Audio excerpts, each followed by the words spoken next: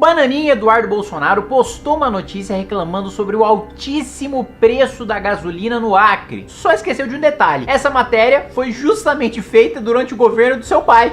E aí ele apagou e não pediu desculpas nem nada disso e tá tudo certo. O gado acreditou, aplaudiu e beleza. Mas pior do que isso, né? Ele postou uma manchete de uma economista respeitadíssima e excelente, muito corajosa, diga-se, que é a Zeina Latifi, como se ela estivesse passando pano pro governo Lula, quando na verdade no corpo do texto ela estava elogiando a política econômica do final do governo Bolsonaro. Ou seja, nós vamos falar sobre toda a incapacidade, nós vamos falar sobre toda, assim, a mesquinhez desse sujeito que não lê o que vota, que não lê o que publica, que é um disseminador de notícia falsa, que já tomou-lhe um cacete deste que vos fala em todas as instâncias possíveis e imagináveis da justiça. Só restou ele recorrer ao tribunal de Haia pra ele tomar outro pau lá, né, por causa do apelido Bananinha. Bom, a primeira notícia, né, que é bizarra, é do Bananinha querer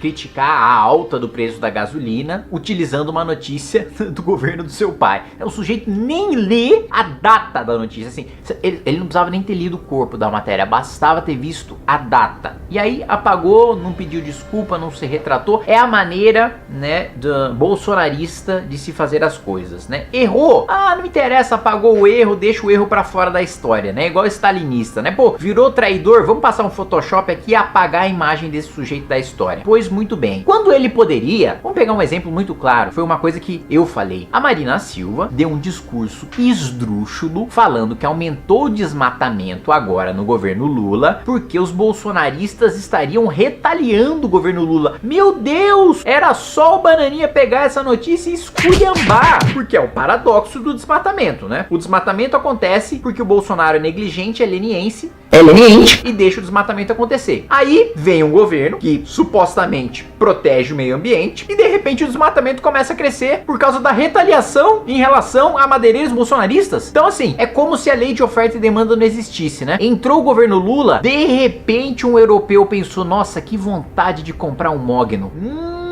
Bateu aquela vontade de comprar uma madeira de lei, que é uma delícia. Vamos deixar a galera desmatar pra gente importar. Pelo amor de Deus, assim, é um negócio ridículo. Ridículo.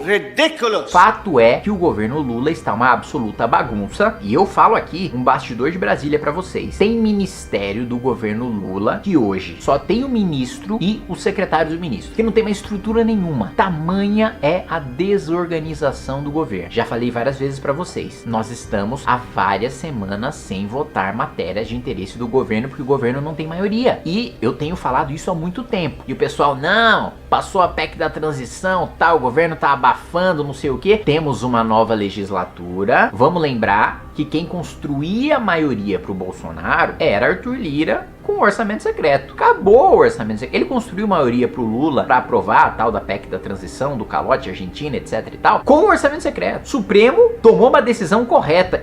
Amém, né? Olha a dificuldade do Supremo tomar uma decisão correta e derrubou o orçamento secreto. Agora, acabou Arthur Lira articulando pra ter maioria. Agora o governo que se vire, como é o correto. Nunca foi papel do presidente da Câmara dos Deputados construir maioria. O papel do presidente da Câmara dos Deputados, primeiro, prestigiar a agenda legislativa dos deputados e pautar matérias de interesse do governo, ou não pautar quando a maior parte dos parlamentares não quiserem sequer votar aquela medida, principalmente medida provisória. Olha, a gente não quer nem votar porque a gente quer deixar, como a gente chama aqui no jargão político, caducar. A gente quer fazer com que a medida provisória perca os seus efeitos, porque a medida provisória não é nada mais do que uma lei que tem um efeito temporário. Se o Congresso Nacional não decide sobre essa lei cai naturalmente, sem que a gente precise rejeitar medida provisória. Por isso que você nunca vai ver uma votação, assim, pelo menos eu nunca vi, de uma medida provisória sendo rejeitada. Você simplesmente não vota e deixa cair com o tempo, né? Muito bem. Aí o Bananinha mandou outra. A Zeina Latifi, né, colocou: desemprego está alto, mas está baixo. Essa foi a chamada, né, do texto dela. E aí o Bananinha pensou o quê?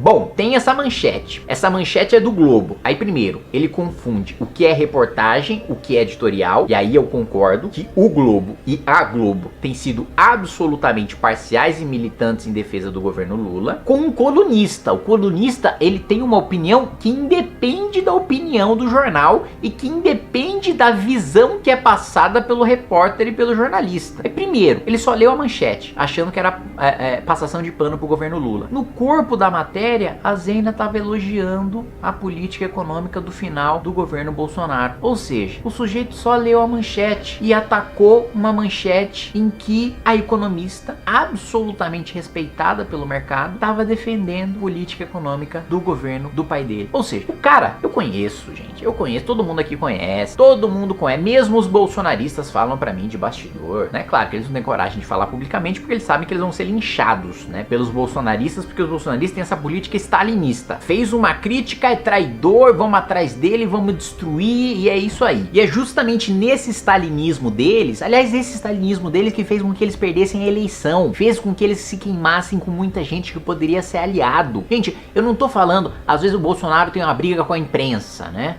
É natural. A maior parte, né, dos jornalistas, eles são de esquerda, né? E vai ter embate de um governante de direita com um jornalista de esquerda. Mas, gente, eu não tô falando pro Bolsonaro, e assim, eu nem gosto mais de falar de Bolsonaro porque ele não é mais presidente da República, a minha função agora é fiscalizar o presidente da República, que é o Lula. Mas só voltando um pouco pro Bolsonaro. Eu não tô falando pra ele não brigar, sei lá, com a Miriam Leitão, que vai criticar ele de qualquer maneira. Eu tô falando pra ele não brigar com o William Vac, que é um cara de direita. Eu tô falando pra ele não brigar com a Zena Latif, que é uma economista que tem um ponto de vista liberal. Então, não é nada demais.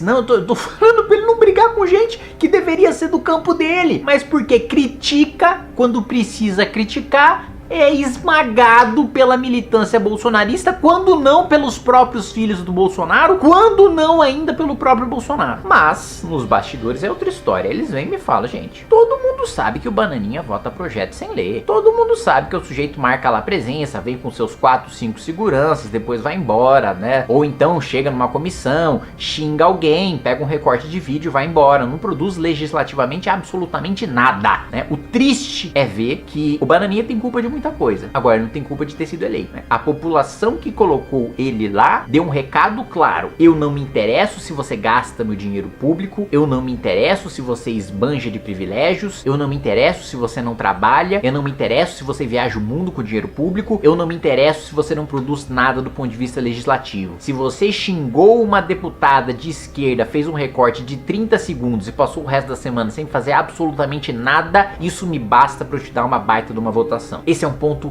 fundamental que precisa ser colocado e que foi um recado muito poderoso que o eleitor passou nessa eleição e que nós precisamos corrigir, porque a mudança não ocorre aqui de cima para baixo. Muitas vezes vocês falam, quem faz aí a mudança do Congresso, o Congresso que é podre. Gente, o Congresso ele não surgiu de outro planeta, não foram alienígenas que surgiram aqui e começaram a legislar, não. O Congresso veio do povo, eleito pelo povo e atendendo às demandas do povo.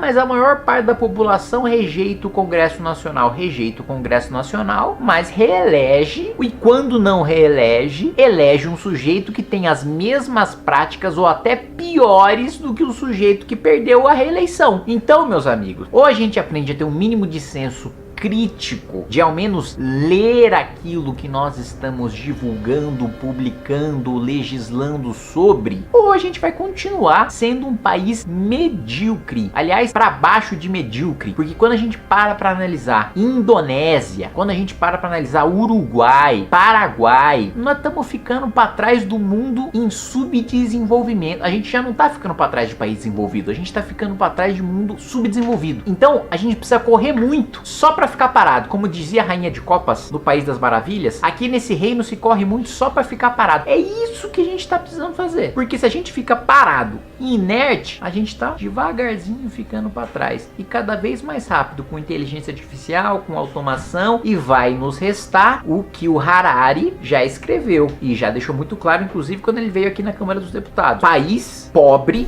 que não desenvolver sua população para trabalhar com inteligência artificial e com automação, vai viver de de esmola de país desenvolvido, vai viver de renda básica universal de país desenvolvido, não vai ter emprego, vai viver com uma miséria dada pelos países desenvolvidos e vai ter que aceitar, porque não vai ter trabalho e não vai ter função para exercer. É esse o futuro? É esse o país que você quer para você? Não é o que eu quero, mas é para onde a gente está caminhando. Pessoal, esse daqui é o meu canal de cortes, tem muito conteúdo aqui que você não encontra no canal principal, então eu peço que você se inscreva no canal, deixe o seu joinha e clica no sininho também para você sempre receber as notificações.